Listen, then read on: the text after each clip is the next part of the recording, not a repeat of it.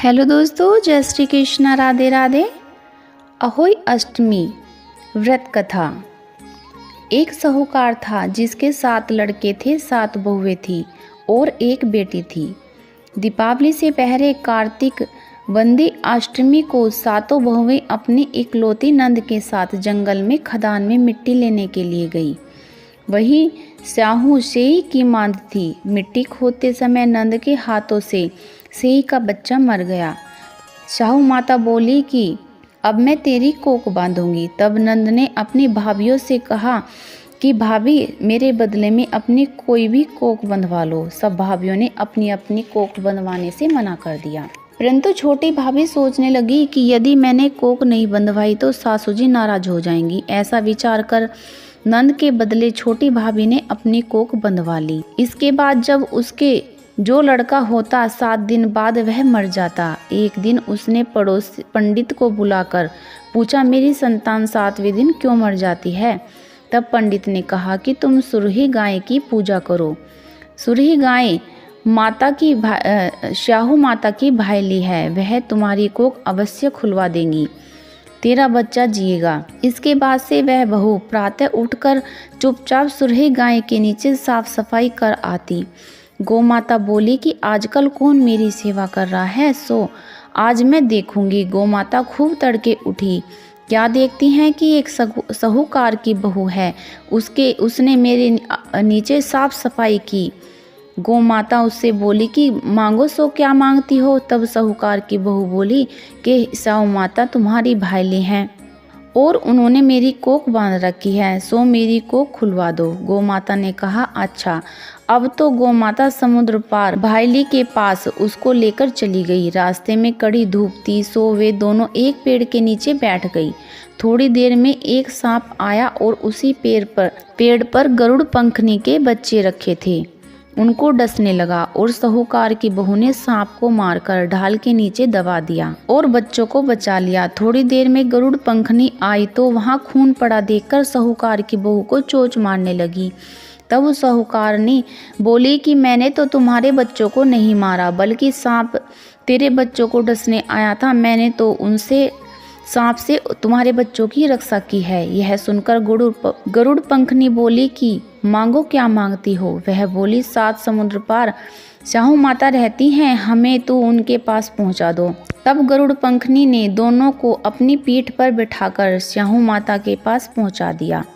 शाहू माता उन्हें देखकर बोली कि आप बहन बहुत दिनों में आई। फिर कहने लगी कि बहन, मेरे सिर में जू पड़ गई हैं। तब सुरही के कहने पर साहूकार ने की बहू ने सलाई से उसकी जुएं निकाल दी। इस पर साहू माता बहुत प्रसन्न हो गई। तुमने मेरे सिर में बहुत सलाई गेरी हैं, इसलिए तेरे 7 बेटे 7 बहू होंगी। वे बोले, मेरे तो एक भी बेटा नहीं है, 7 बेटे कहाँ से होंगे? साहू माता बोली, वचन दिया, वचन में फिरूं तो धोबी के कुंड की कंकरी हों। साहूकार की बहू बोली, मेरी कोख तो तुम्हारे पास बंधी हुई है। यह सुनकर साहू माता बोली, तुमने तो मुझे ठग लिया। मैं तेरी कोख खोलती तो नहीं, परंतु अब खोलनी पड़ेगी। जा, तेरे घर तुझे 7 बेटे 7 बहुएं मिलेंगी। जाकर खूब उजमन करियो, 7 अहोई बनाकर 7 कढ़ाई करियो।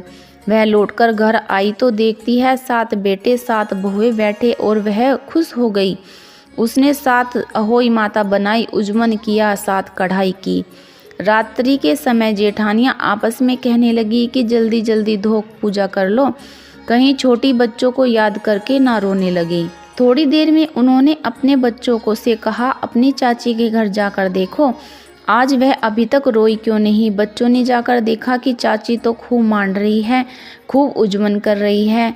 यह सुनते ही जेठानियां दौड़ी दौड़ी घर आई और जाकर कहने लगी कि तुमने कोख कैसे छुड़ाई?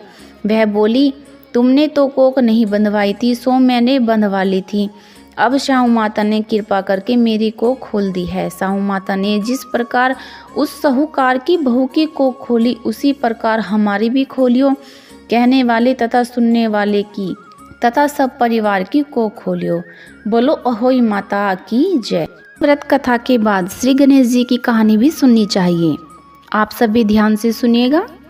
एक अंधी बुढ़िया थी जिसका एक लड़का था और लड़के की बहू थी। वो बहुत गरीब थी। वह अंधी बुढ़िया नित्य प्रति श्री गणेश जी का पूजन किया करती थी। गणेश जी साक्षात उसके सन्मुख आकर कहते थे कि बुढ़िया माई जो चाहो सो मांग लो। बुढ़िया माई कहती मुझे मांगना नहीं आता, सो कैसे क्या मांगो। तब गणेश जी बोले कि अपने बेटे बहू से पूछकर मांग लो। तब बुढ़िया माई ने अपने पुत्र और वधू से पूछा तो बेटा बोला कि धन मांग लो, बहू बोली पोता मांग लो। तब बुढ़िया माई ने सोचा कि बेटा बहू तो अपने अपने मतलब की बात कर रहे हैं, अतः उस बुढ़िया ने पड़ोसियों से पूछा। पड़ोसियों ने कहा कि बुढ़िया माई तेरी थोड़ी सी जिंदगी है, क्यों मांगे धन, क्यों मांगे पोता, तो केवल अपने नेत्र मांग लो, जिससे तेरी शेष जिंदगी सुख से व्यतीत हो जाए। उस बुढ़िया ने अपने बेटे बहू तथा पड़ोसियों की बात सुनकर घर में जाकर सोचा, जिससे बेटा बहू और मेरा सबका ही भला हो जाए, ऐसा मांग लेती हूँ, अपने मतलब की चीज़ भी मांग लूँ। तब दूसरे दिन श्री गणेश जी आए और बोले, बोल बुढ़िया माई क्या मांगती है, हमारा वचन है जो तू मांगेगी सो पाएगी।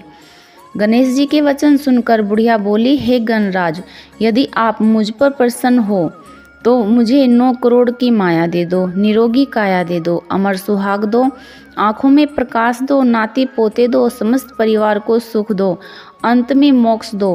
बुढ़िया की माई की बात सुनकर गणेश जी बोले, हे बुढ़िया माई तुमने तो मुझे ठग लिया, खैर जो कुछ तुमने मांगा सो तुम पाओगी। यूं कहकर गणेश जी अंतर्ध्यान हो गए। हे गणेश जी, जैसे बुढ़िया माई को मांगे अनुसार आपने सब कुछ दिया, वैसे ही सबको देना और हमको भी देने की कृपा करना।